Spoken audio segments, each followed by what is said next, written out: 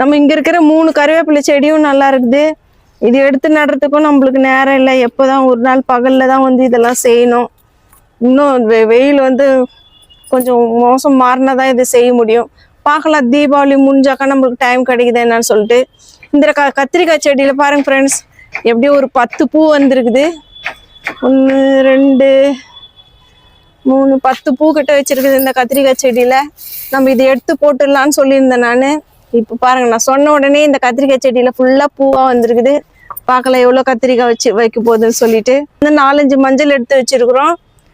இதில் வந்து நல்லா இருக்குது. இது உள்ளே இருக்கிற அந்த ரோஸ் கலர் செம்பருத்தி செடியும் நல்லா இருக்குது. நான் வந்து கேனுக்கு வந்து சொல்லியிருக்கிறேன். அந்த கேன் கிடைச்சா நம்ம இந்த செம்பருத்தி செடி எல்லாம் மாற்றி அதில் வைக்கலாம். கேனுக்கு ரெடி பண்ணுங்க. பாரு, செடி எத்தினி செடி காத்துன்னு இருக்குது உங்களுக்காக. செடிக்கிட்ட மட்டும் சொல்லணும், செடி வைக்கிறதுக்கு கேன் ரெடி பண்ணணும். இதில் இருக்கிற முல்லைப்பூ செடியும் நல்லா இருக்குது ஃப்ரெண்ட்ஸ். இதில் வந்து பாருங்க, இந்த அரும்பு வச்சிருக்குது பூ ரெடி ஆகிறதுக்கு, பூ வர்றதுக்கு. இந்த கத்திரிக்காய் செடியிலையும் வந்து நம்மளுக்கு பூ வந்துருக்குது. இது பாருங்க, இந்த கத்திரிக்காய் செடி ரொம்ப நாள் ஆச்சு இது காய வச்சு. இது பாருப்பா, 3 பூ வந்துருக்குது மேலே. இது கீழே 1 4. கத்திரிக்காய் செடியிலே 4-5 பூ வச்சிருக்குது. பார்க்கலாம். ஜாதி மல்லி செடியில வந்து நிறைய அரும்பு வந்துருக்குது ஃப்ரெண்ட்ஸ். நம்ம நேற்றே அரும்பு பூ பறிக்காம போயிட்டோம். வீடியோ பண்ணிட்டு மறந்துட்டேன் நான். இன்னைக்கு பறிச்சுன்னு போகலாம்.